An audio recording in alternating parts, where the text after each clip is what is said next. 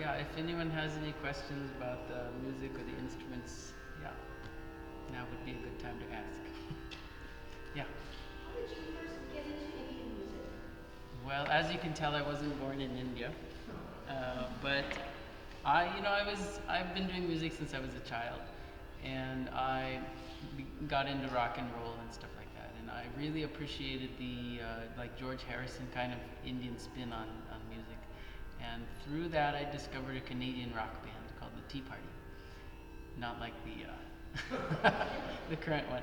And they, at that time, it was fashionable to do a world music album, and they played a Sarod on the album. And I heard that it was a CD-ROM back when they had those.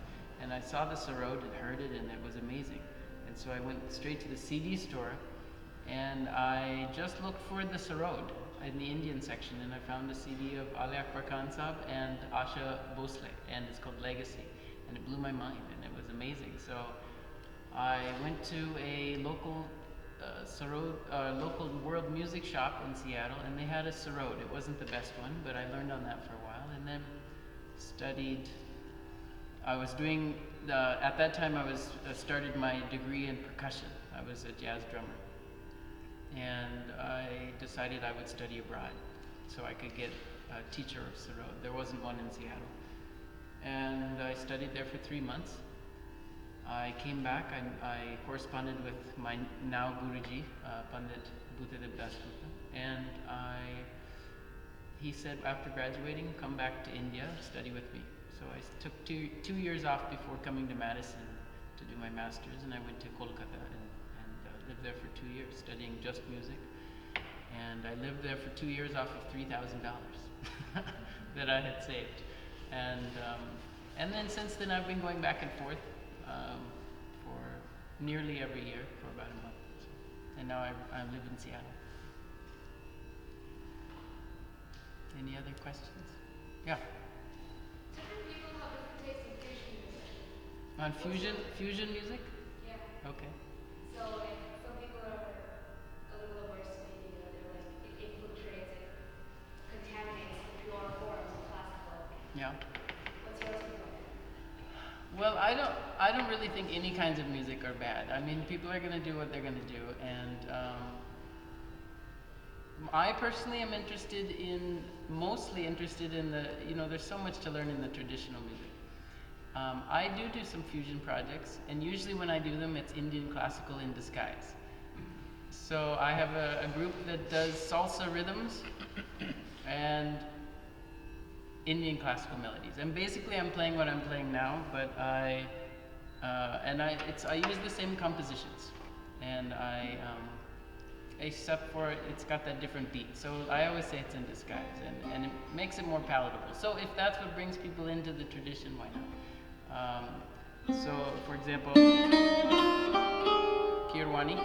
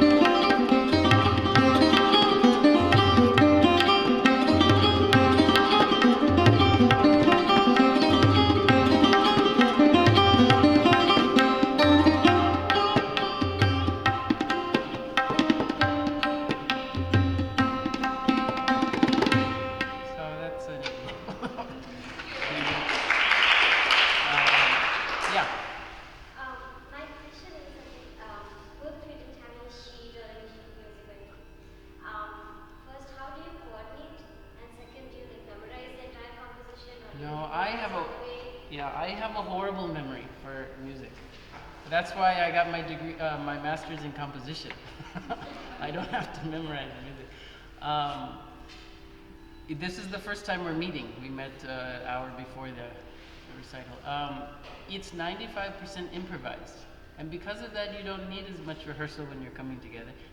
There's a similar language that there's expectations of what to do, and there's a norm that you somewhat follow, and besides that, it's a back and forth. He'll keep the beat, I'll play a solo. Then I'll keep the beat, and then he'll play a solo. There's this back and forth.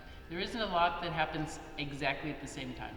Once in a while, we'll spontaneously do some stuff, but you're flying by the seat of your pants. You don't know if it's going to work out or not. Yeah. Well, I had a related question to that with regard to the torda and the tons. Yeah.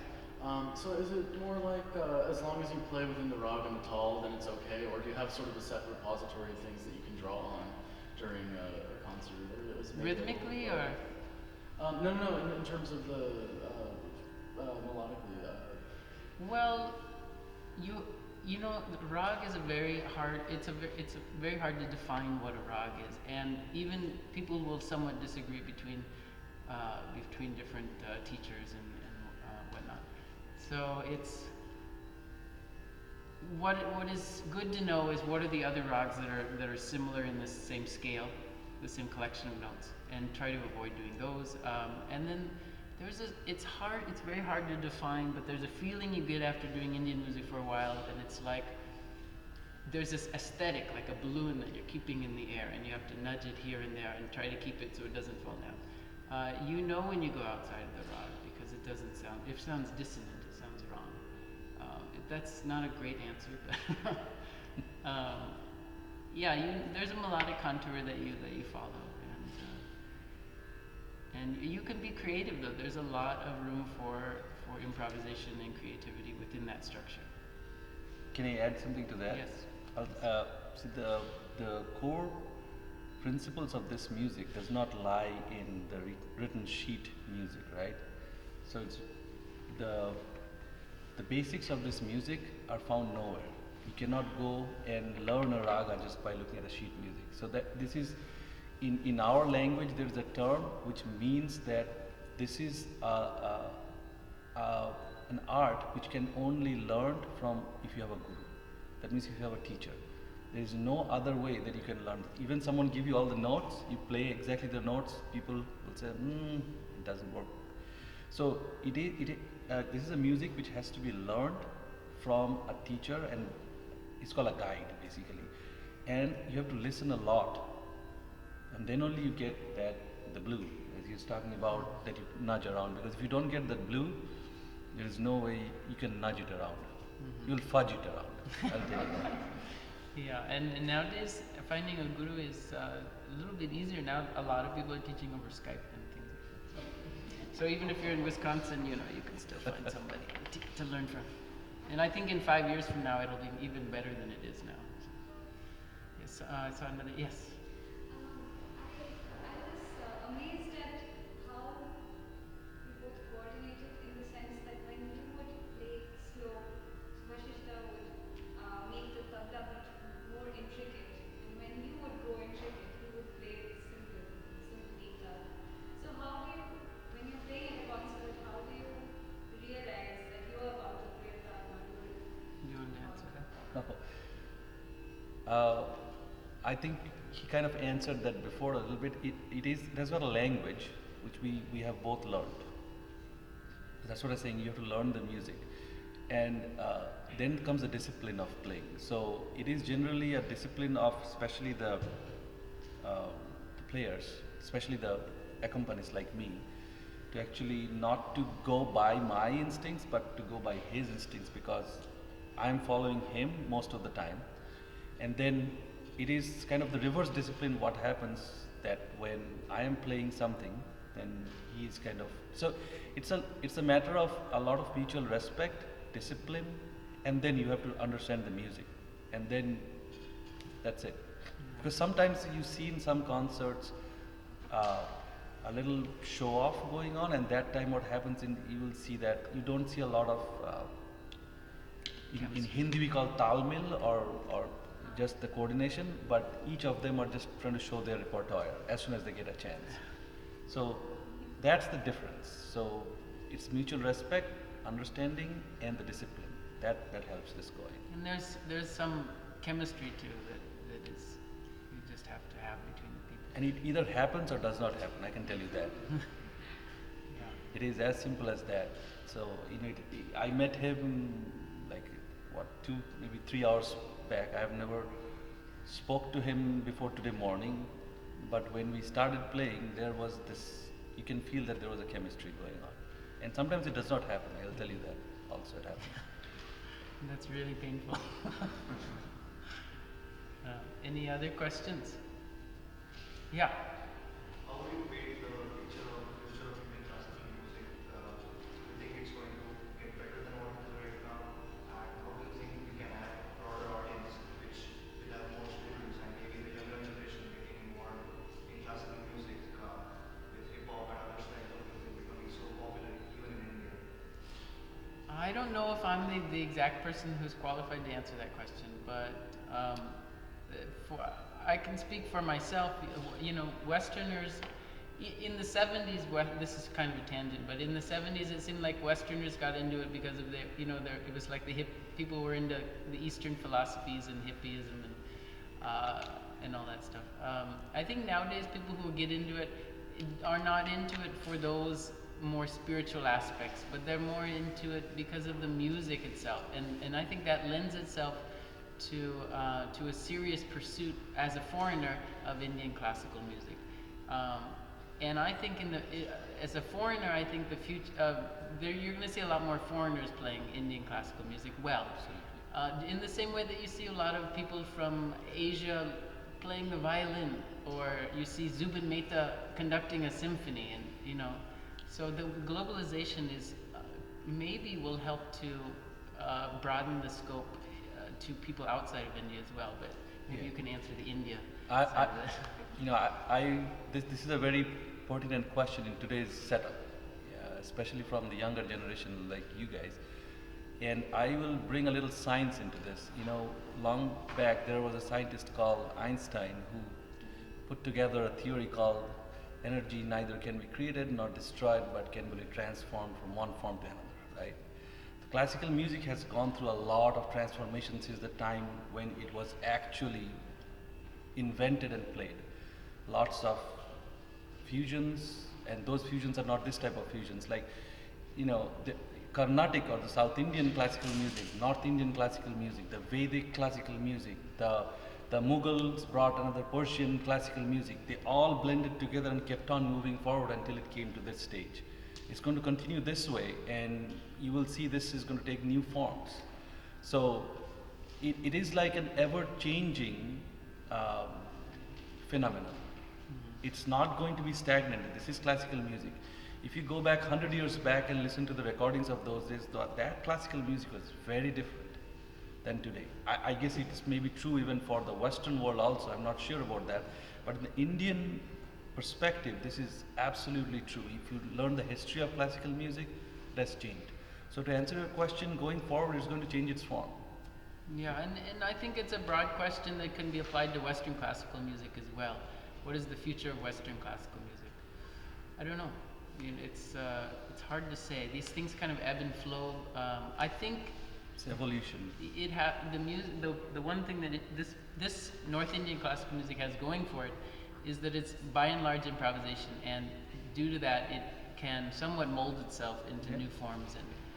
And people don't have the attention span though that they used to, and so I'm sure that will be reflected in future pieces. Probably shorter, I would imagine, shorter pieces and things like that. It's kind of a full circle. If you go back when Bade Ghulam Ali Khan Saab's first set of recordings came up, those days you did not have a lot of recording time in those round LP discs. 5 minutes recording. That's it. So you have to sing a whole rag in 5 minutes. That's where it started. I think it's going back into that form, although the reason is different now. The reason is the attention span is less, so they cannot tolerate a rag for more than 5 minutes. But really the future of it though is you. I mean, if you pick up this music, then you are the future of it. And really, there needs to be people teaching, and there needs to be support from parents, and there needs to be people coming to concerts. So really, it's in people's hands. And financing and funding.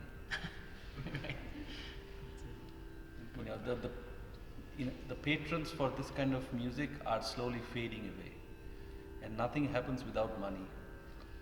because I run a small organization to promote Indian classical music. I know how hard it is to get. I mean, I know this is a small town. Seeing these many people is a great sight.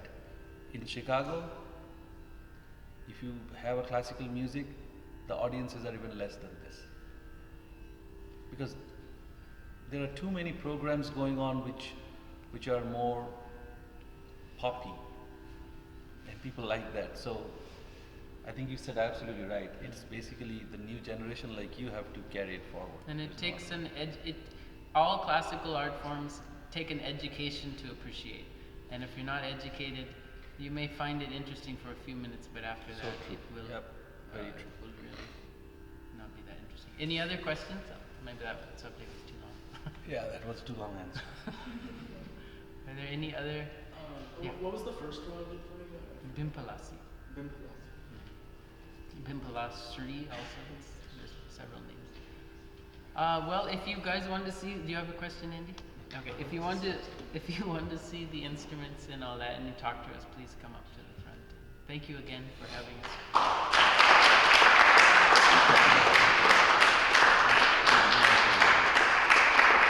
Thank you, Brandon. Thank you, Subhasis. That was really magical. My personal favorites were the second and third composition in Game Palasi. Okay. And also, I personally thought that rendition of Raga Marva had such a haunting effect. You know, it was very brave. I really enjoyed it. Andresha here, who's a wonderful singer herself, will present the case to both of you. Oh, thank you. Just as an appreciation for coming. Let's hear it for Brandon and Subhasis.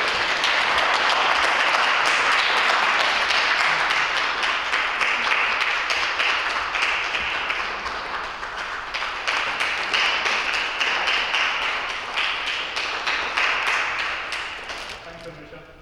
Look, I have a few people to thank. Firstly, our wonderful artists, Brandon and Subhasis. Thank you for coming and playing some wonderful music. Thank you, wonderful audience members, for being here, supporting this music in spite of having me on.